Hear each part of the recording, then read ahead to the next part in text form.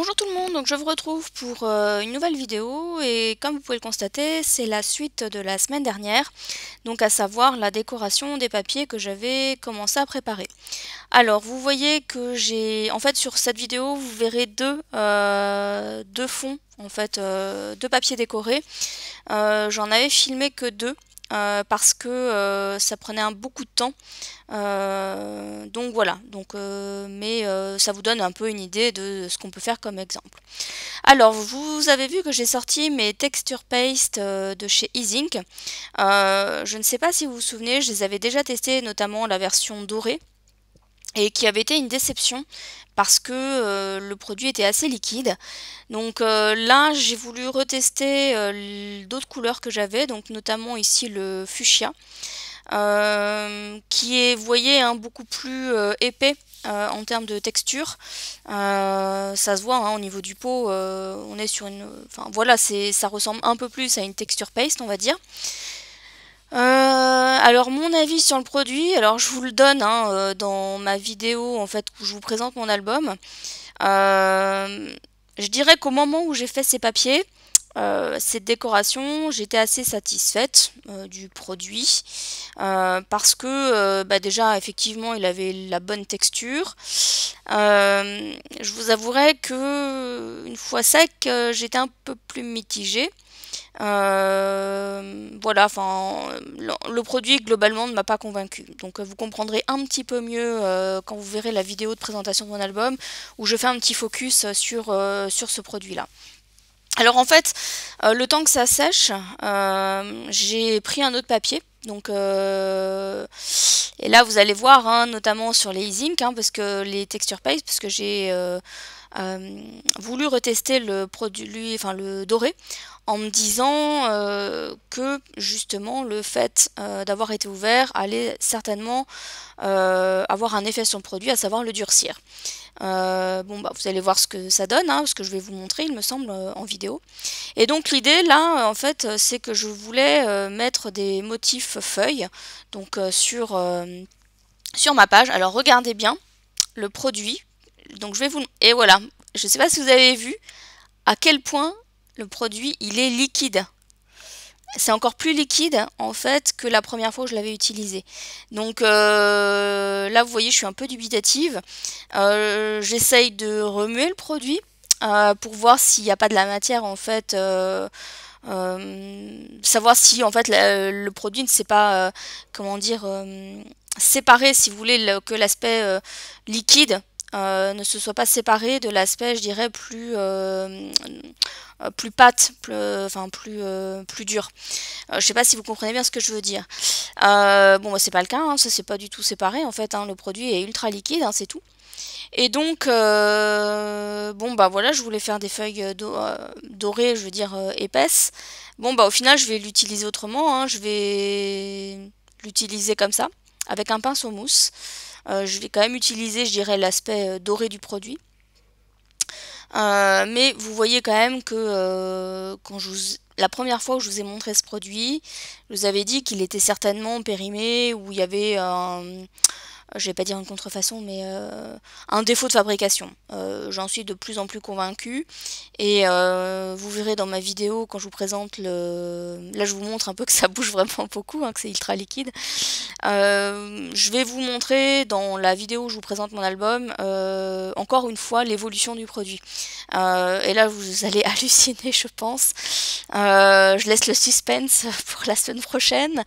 Mais voilà, donc toujours est-il que ce produit-ci, voilà, je l'ai utilisé, on va dire, à la manière presque d'une encre.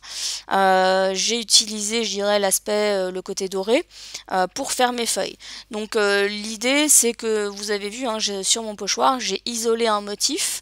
Donc avec on va dire du scotch de masquage, ce qui me permet aussi de maintenir le pochoir sur mon papier et comme ça ne bouge pas, ça ne bave pas trop non plus. Alors vous voyez hein, là on devine on va dire une forme mais on voit pas forcément les détails. Bon c'est peut-être aussi parce que j'ai pas forcément zoomé mais même de près je trouvais que le détail ne ressortait pas en fait. La forme générale de la feuille ressort mais le détail ne ressort pas forcément totalement bien. Et donc, vous allez voir, je vais utiliser mes rotrings pour redéfinir, on va dire, les motifs. Donc, voilà. Donc, je nettoie mon plan de travail, hein, parce que du coup, j'en avais mis un petit peu partout.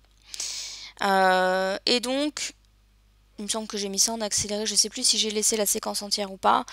Mais voilà, donc je vais en fait tout simplement, donc j'ai utilisé la pointe 02 pour garder, je dirais, la finesse, on va dire, du trait, pour pas non plus que le côté noir du rotring ne ressorte trop. Voilà, l'idée c'était juste de redéfinir, je dirais, le motif, mais sans non plus qu'on ne voit que lui en fait, hein, donc voilà. Donc le rotring en tout cas ici s'applique, enfin en tout cas est bien destiné à l'utilisation que je souhaite en faire. Donc voilà,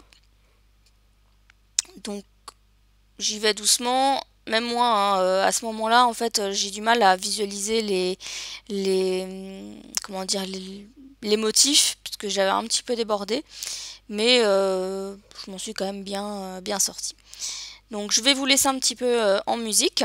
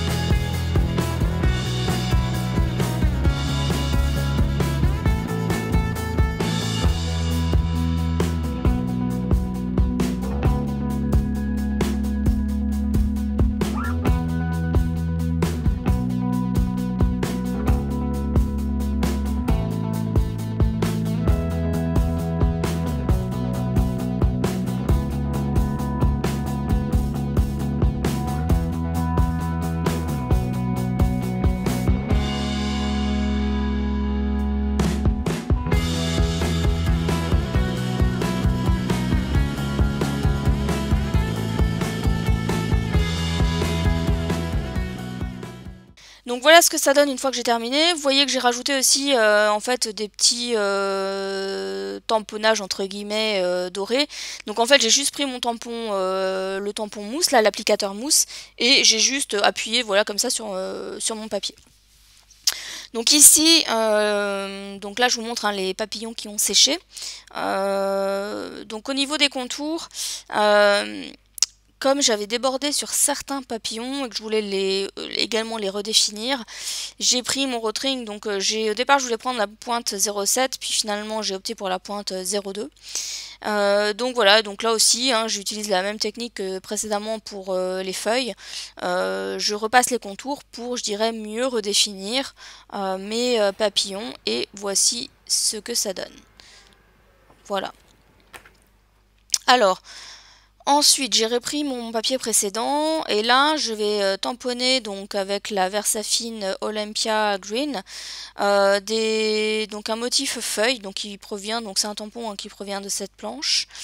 Donc voilà, donc l'idée non plus c'est pas de faire, je vais en fait, vous voyez, je vais tamponner, mais je vais en fait utiliser, comment dire, vous voyez que je nettoie pas mon tampon nécessairement après chaque tamponnage.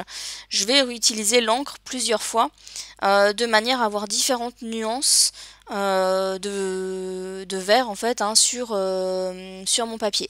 Donc comme ça me permet d'avoir des feuilles je dirais bien foncées, et sur le deuxième tamponnage j'ai une feuille un peu plus claire. Donc voilà, l'idée c'était de varier un petit peu. Et puis vous voyez aussi hein, que je fais aussi alors je fais des feuilles complètes sur ma feuille, mais je fais aussi des bouts de feuilles sur les rebords de manière à ce que ça soit un petit peu plus harmonieux. Et ensuite, je reprends une autre feuille, donc un autre tampon feuille, donc c'est un autre motif. Et là, je vais utiliser donc la couleur Toffee. Je regarde un petit peu ce que ça fait. Et donc là, je vais vous montrer. Alors ça va faire un tamponnage, on va dire, un petit peu plus discret comparé à l'encre précédente. Et là aussi, je tamponne 2 fois en fait le tamponnage, de manière à avoir des tampons, enfin des motifs bien foncés et des motifs un petit peu moins foncés. Donc voilà, donc l'idée c'était un petit peu de remplir ma page et de faire ça va être un papier de fond, hein, donc de toute façon il y aura des choses par-dessus ensuite. Donc le fait que ça soit un peu chargé, c'est pas très gênant. Donc voilà pour ce papier. Donc ensuite je reviens au précédent. Et donc là j'ai pris ma Distress Peel Paint et donc je vais passer, voyez, un petit peu sur les bords de manière assez large et au final je crois que je l'ai coupé au montage, mais j'ai un petit peu fait un peu partout en fait. Au départ je fais un petit peu là à quelques endroits et puis au final je vais là où je n'étais pas passé la première fois, j'y suis revenue ensuite. L'idée c'était un peu de foncer le vert parce que je le trouvais un petit peu trop flashy. Et donc là vous voyez il y a des endroits où je ne suis pas forcément passée ou pas suffisamment et j'y reviendrai ensuite. Donc j'ai pris ce tampon on va dire motif de petits points, c'est un tampon de fond, hein. Et je vais donc utiliser une encre, alors dans un premier temps j'avais utilisé un vert mais qui se voyait pas beaucoup, donc j'ai pris un bleu. Un vert pardon plus turquoise, c'est une color box, hein, vous voyez, hein, je vous ai pas montré le nom de la couleur mais je m'en souviens plus très bien, mais c'est un turquoise. Donc en fait c'est vrai que ici peut-être à l'écran ça ne se voit pas forcément beaucoup ce que je suis en train de faire. Je vais vous faire un gros plan ensuite par la suite pour vous montrer un peu ce que ça donne. Ça reste très discret, hein, vous voyez. Mais ça permet de faire un fond, d'ajouter des petits motifs sans nécessairement que ça soit trop voyant non plus. Et donc ensuite j'ai pris ce tampon de fond, donc quadrillage. Donc au départ j'ai pris la couleur lemon, mais ça se voit pas du tout. Et donc j'ai opté pour un bleu foncé. Et c'est la couleur Midnight je crois. Et en fait je vais l'utiliser juste pour faire le contour de ma page. Voilà, on va dire pour cadrer ou encadrer un petit peu ma page. Voilà, ça vient juste faire une petite finition supplémentaire. Donc le bleu n'est pas quelque chose de dérangeant ou ça tranche pas trop, puisqu'au final dans mon album c'est une couleur aussi que j'ai pas mal utilisée, donc il y a beaucoup de vert et beaucoup de bleu, donc voilà, mélanger le bleu et le vert c'était pas trop gênant non plus. Donc voilà ce que ça donne une fois que j'ai terminé. Alors ensuite je vais reprendre ma Distress Ink, donc c'est la Bundle Sage, puisque je voulais inscrire le mot nature sur le côté droit de ma page. Donc l'alphabet que j'avais pris en fait, bon j'ai pris en fait quand je découpe des alphabets avec mes dies, je découpe en fait plusieurs fois, comme ça j'ai pas besoin de revenir plusieurs fois, mais c'est vrai que les papiers que j'utilise ne sont pas forcément coordonnés aux projets pour lesquels je vais utiliser les lettres. Donc du coup là j'ai pris justement cette Distress Ink pour coloriser mes lettres et que ça se fonde un petit peu mieux par rapport à mon papier, ou enfin aux tonalités de mon papier. Donc l'idée c'est que je voulais pas non plus que ça se voit trop, je voulais juste que ça se voit suffisamment pour qu'on puisse le lire, mais sans qu'on ne voit que ça non plus. Donc la couleur en tout cas de la Distress était impeccable pour ça. Et ensuite j'ai tout simplement fixé donc mes lettres, donc ça forme le mot nature, hein, je ne l'ai pas précisé mais je pense que vous savez tous lire. Et donc je l'ai fixé avec mon stylo colle, hein, puisque vous avez vu que mon alphabet est quand même relativement fin. Donc c'est le stylo colle, c'est ce qui s'adapte le mieux. Donc voilà pour la décoration de ces deux papiers. Donc n'hésitez pas à me dire ce que vous en avez pensé. Donc je vous en ai montré que deux, hein, parce que c'était vraiment très long à filmer. Et ma vidéo aurait duré vraiment trop longtemps et ça aurait été impossible à charger. Donc en tout cas n'hésitez pas à me dire ce que vous en avez pensé. Si vous avez d'autres techniques, hein, n'hésitez pas à les partager en commentaire. Et pour ma part, je vous retrouve la semaine prochaine pour une nouvelle vidéo. Bye bye!